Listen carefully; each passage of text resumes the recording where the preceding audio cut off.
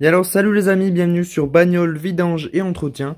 Aujourd'hui on va s'attaquer à la vidange de boîte de vitesse de la petite 208 GTI. Donc ça sera pareil si vous avez du THP 156 ou THP 200. La procédure de vidange sera exactement la même. Il me semble que les THP ont aussi été montés sur des Mini Cooper, etc. À vous d'en juger, mais tout ce qui va être... Ouais, THP 200, THP 156 ou 155, je sais plus. Ça sera pareil.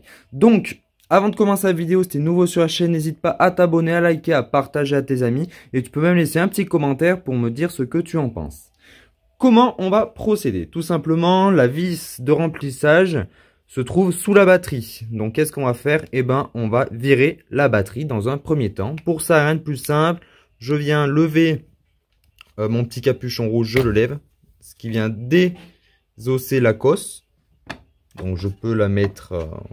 j'essaye de faire en sorte qu'elle ne retouche plus l'embout.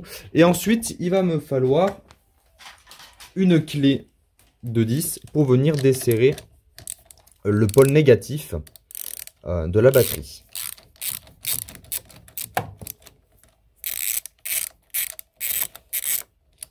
Une fois que c'est desserré, il suffit juste de l'enlever. C'est pas évident parce que ça doit faire longtemps qu'elle n'ait pas été enlevée. Donc elle a coulé un petit peu. Voilà, une fois que ça c'est fait, j'essaye de la mettre là-bas, de faire en sorte que plus rien ne touche la batterie. Maintenant, il va falloir virer la batterie. Comment la virer? On va venir enlever le cache du boîtier. Donc, je filme à une main, donc c'est pas évident. Donc, sinon, vous en aurez pour moins longtemps. Cette vidange de boîte doit durer autour des 20-25 minutes grand maximum. Une fois qu'on sait ce qu'il faut faire. Enlever la batterie, enlever le bouchon. Voilà, vider dessous, remplir, on remet tout. Normalement, c'est très rapide. Mais bon, vu quand on filme, ça met tout le temps un peu plus de temps. Donc là, je vais aller chercher un tournevis plat parce que j'ai le petit capuchon ici qui s'est rentré dedans. Ce qui m'empêche du coup de sortir le cache. Donc une fois voilà que j'ai réussi à déclipser, il suffit de l'enlever. Donc pour ça, rien de plus simple aussi. Donc là, il y a tout qui vient. C'était pas trop ce que je voulais. Mais bon. C'est celui-ci qui... Voilà. Donc j'enlève le cache. Vous voyez, c'est un cache noir comme ceci. Et on vient du coup enlever... donc ça, c'est clipsé. Donc on vient le déclipser. Tout le boîtier, je crois que ça permet... Il me semble que c'est le calculateur. Donc dites-moi en commentaire si c'est bien ça, si vous connaissez un petit peu la chose. Ensuite, donc on va éviter de tout tordre. Parce que bon là... Pour remplacer un calculateur, je vous explique pas. La batterie tient avec un morceau de plastique là-bas au fond. Donc je vais essayer de caler le téléphone afin que vous puissiez bien voir parce que là c'est un petit peu technique à faire. Donc si vous voyez mal, vous allez sûrement galérer pour enlever. Allez, à tout de suite les amis. Bon, j'ai pas vraiment trouvé de place pour vous mettre parce que j'ai ça qui gêne et mon trépied ne va pas. Du coup, on a, je vais essayer de zoomer, on a cette petite languette noire qu'on voit juste ici. Qu'il va falloir venir pareil, c'est un petit clip, on déclipse et on vient tirer en fait, vous allez voir ça fait un morceau de plastique, on va venir le tirer en haut et ensuite la batterie sera libérée, on aura juste à soulever la batterie. Donc là vous n'allez pas voir parce que je vais y mettre ma main, mais c'est assez galère à faire, donc si vous n'y arrivez pas du premier coup, honnêtement c'est normal. Donc j'enlève ça, je vous montre ce que c'est et je vous reprends tout de suite. Donc ouais les amis, donc j'ai enlevé le clip, donc ensuite il suffit juste de le tirer. Donc ouais, c'est là, je le tire. Ouais, ça bouge. Il suffit de le tirer un petit peu et il vient tout seul normalement. Donc là il est juste là, vous voyez, il s'est remonté. On va essayer de le bouger un petit peu. Ah voilà.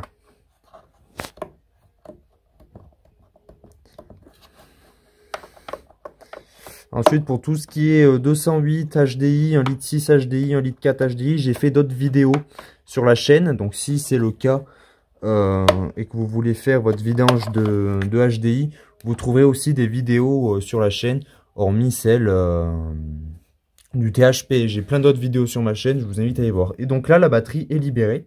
Donc il suffit juste de la lever. Bon, il doit quand même y avoir une petite sécurité à mon avis. Ah oui, ok. Donc il faut la tirer en fait du côté de là-bas en premier. Comme ça. Et la lever. Bon là elle veut pas parce que je pense que j'ai les cosses qui bloquent un petit peu. C'est tout le temps pas très évident.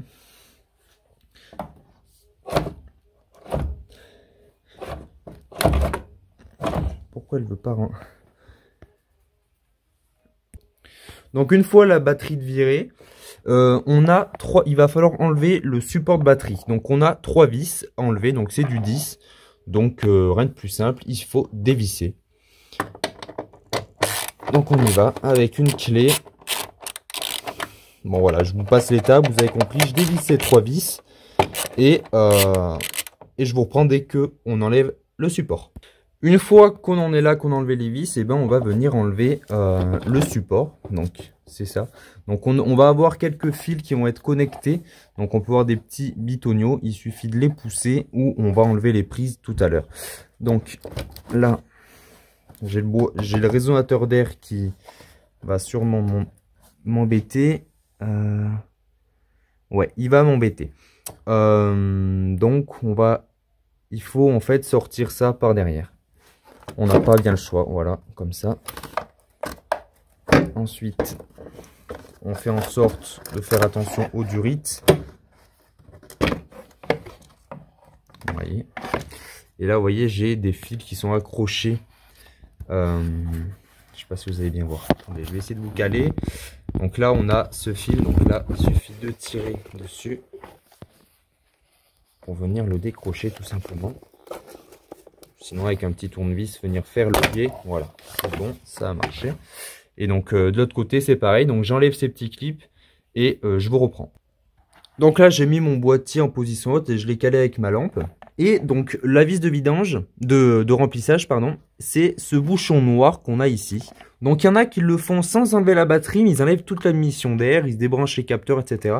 Moi, je vous montre que uniquement en enlevant la batterie et son cache, ça demande moins de travail et on peut aussi bien le faire. Donc, ce bouchon va vous gêner pour l'enlever. Ce qui va vous gêner, c'est la commande de passage de rapport. Donc, il va venir falloir désactiver, enlever cette commande. Donc, là, pour ça, rien de plus simple. On a ici un petit bouton à pousser. Donc, il suffit d'appuyer. Et normalement, ça vient tout seul. Ça devrait lever. Je ne dois pas appuyer assez fort. C'est la première fois que je le fais, donc voilà. Et une fois qu'on a, je pense que là c'est bon. Une fois qu'on a levé, on vient prendre le bouchon et l'enlever. Vous voyez, comme ceci. Alors là, j'ai encore la commande de vitesse qui me gêne. Normalement, il y a juste à pousser ça et à le tirer. Ah, voilà, c'est bon. Donc, vous voyez, ça là, on peut le bouger plus facilement maintenant. Donc là, j'enlève, voilà. Et là, on a notre bouchon de remplissage, voilà. Vous voyez, un petit bouchon comme ça. Donc, si vous voulez être sûr que c'est ça, il faut sentir l'huile. L'huile de boîte, ça se sent... on sait tout de suite quand c'est de l'huile de boîte, honnêtement. Donc, une fois qu'on a fait ça, eh ben, il va falloir passer sous la voiture. Donc là, on a tout qui est opérationnel pour pouvoir remplir. Donc, c'est le plus dur. Maintenant, on passe sous la voiture. Bien, les amis, donc nous voilà sous la voiture. Alors là, je vais devoir enlever les 2 vis qu'on a là sur la barre de renfort qui est ici. Donc, je vais enlever ces 2 vis et une vis de l'autre côté. Tout simplement pour pouvoir tourner cette barre, parce que sinon le bouchon de remplissage qu'on voit au bout de mon doigt ici, on va pas pouvoir l'enlever avec la clé car la barre va nous gêner. Donc j'enlève cette barre, ça doit être du 15 à mon avis, et je vous reprends. Donc là il y a juste du dévissage à faire, donc ça sert à rien que je vous filme ça. Allez, à tout de suite. Bien les amis, donc ça y est, je vous montre la barre, j'ai pu la décaler. Et là on peut voir, donc là c'est des grosses vis, c'est les 2 mêmes vis, donc il n'y a pas de problème. Et la vis de vidange, c'est celle-ci. Donc il vous faudra une clé carrée de 8 pour pouvoir la dévisser. Alors donc j'ai pas mis la voiture sur cri, juste pour vous montrer, parce que j'en ai un, mais juste pour vous montrer que c'est possible de faire une vidange de boîte à la maison, même si vous n'êtes pas équipé d'un cric. Donc ne paniquez pas si vous n'en avez pas, c'est largement possible. Donc là je vais aller pré-dévisser en fait ma vis de vidange. Donc là les amis, j'ai mis la clé dans la vis. Il va juste maintenant falloir dévisser. En espérant que l'ancien propriétaire ou quand la révision a été faite, je n'ai aucun document. Donc je ne sais pas, en espérant que ça soit pas trop vissé fort, parce que sinon ça va être bien galère. Je vais essayer de trouver pour la clé, on va dire une autre posture. Bon, normalement sur un cric on passe sous la voiture et c'est très vite et c'est fait pardon très rapidement. Mais là, comme je vous l'ai dit, je ne veux pas mettre de cri pour vous montrer que c'est possible de faire.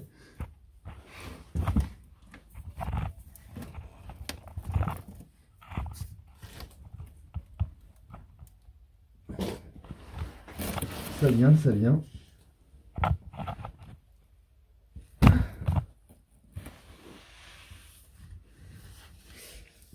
Alors, petit à petit, on y arrive, hein. Il faut du temps. Bien les amis, donc ça y est, c'est on va dire dévissé. Et maintenant il va falloir faire le reste à la main. Donc là, j'ai la clé bien évidemment. Voilà. Qui s'était bloqué. Donc là je me suis équipé de gants. Quand vous touchez à l'huile, prenez tout le temps des gants. Parce que bon, c'est quand même... Donc là, la voiture est quand même chaude. Je suis allé rouler il n'y a pas longtemps avec. J'ai attendu un petit peu quand même que ça refroidisse. Mais ne faites pas ça quand votre voiture est froide.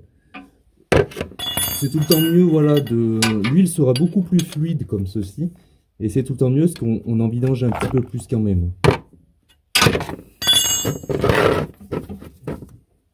Donc là, maintenant, on devrait y arriver. Vous allez voir. Donc je vais tout de suite vous dire si la vidange avait déjà été faite ou non. Ça va couler dans 2 secondes. Et voilà. Bon, honnêtement, l'huile est neuve. Hein. Il n'y a pas de doute pour ça. Et la couleur de l'huile, elle n'est pas vieille. Ça, on a affaire à de l'huile. Je dis de l'huile neuve, mais peut-être pas. Je vais vous montrer le bouchon.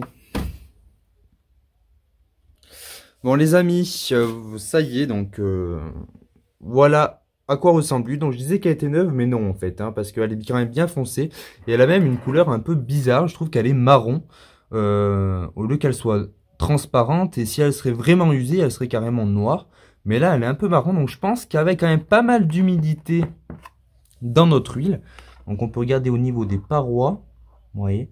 Bon, elle est quand même claire, hein, voilà, à mon avis, elle avait déjà été faite. Mais je n'ai aucune j'ai toutes les factures depuis le véhicule, sauf la vidange. Donc, est-ce que ça a été fait maison, comme on est en train de faire, et qu'ils n'ont pas gardé la facture du bidon d'huile? Voilà, c'est pour ça que si vous faites des réparations vous-même, gardez bien les factures. Si vous achetez votre huile en grande surface ou en centre auto, gardez votre facture pour prouver que vous avez bien acheté un bidon d'huile. Voilà, c'est important. Donc là, normalement, on a environ 2 litres d'huile. Donc j'ai gradué un petit bidon pour voir à peu près combien j'ai d'huile et pour remettre exactement la même quantité, parce que là, le niveau se fait pas par débordement, mais se fait à la quantité, on va dire, qu'on a mis. Donc si là, admettons que on a 1 litre d'huile, voilà, ça veut dire qu'on rajoute 1 litre d'huile. Normalement, c'est 2 litres après vidange. Sur la RTA, c'est ce qu'il y a demandé. C'est ce qu'il y a de recommandé. Donc allez, on transfère ça et juste avant, si je voulais vous montrer le bouchon. Donc c'est là que je vois que l'huile a quand même pas mal de temps, parce que le bouchon a quand même beaucoup de limaille. Regardez, tout ça, c'est de la limaille. Ouais. Donc ça, on a quand même pas mal.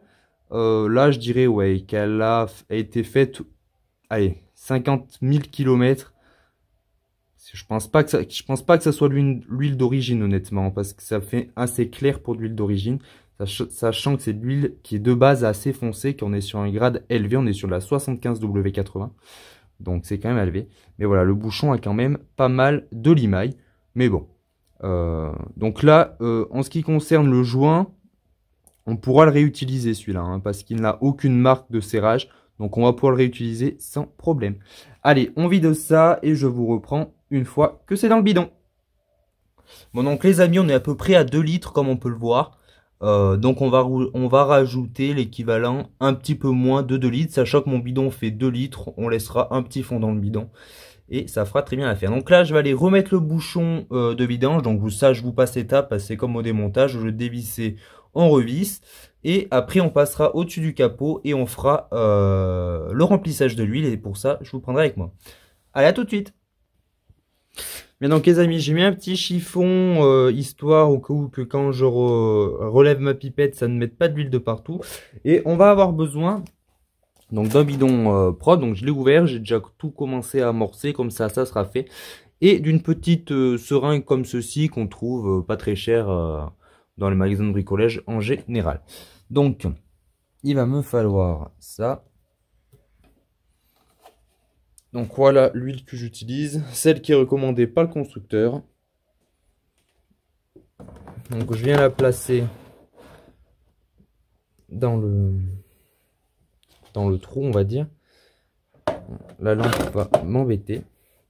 Donc ça va dans du coup où on avait enlevé notre bouchon, bien évidemment. Bon, le tuyau est un peu petit. Ça va pas être évident. Donc je vais essayer de vous caler pour que vous voyez bien correctement.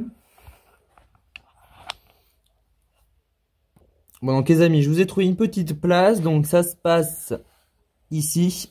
Et là, du coup, il faut juste pomper pour que l'huile puisse descendre.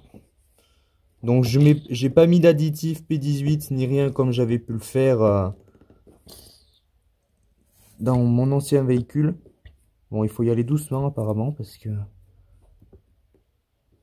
faut être patient, ça a l'air de déborder. Ce qui est normal vu qu'il toute l'air qui est emprisonné en fait. Moi je suis en train d'en mettre deux partout, c'est la chose que je voulais éviter de faire. Voilà pourquoi j'avais mis un chiffon. Et là du coup, ça pompe on va dire tout seul. Et là, on attend que le bidon se vide. Donc, je vous reprends une fois que le bidon est à peu près vide. Allez, à tout de suite. Bien les amis, donc ça y est, j'ai remis mon bouchon.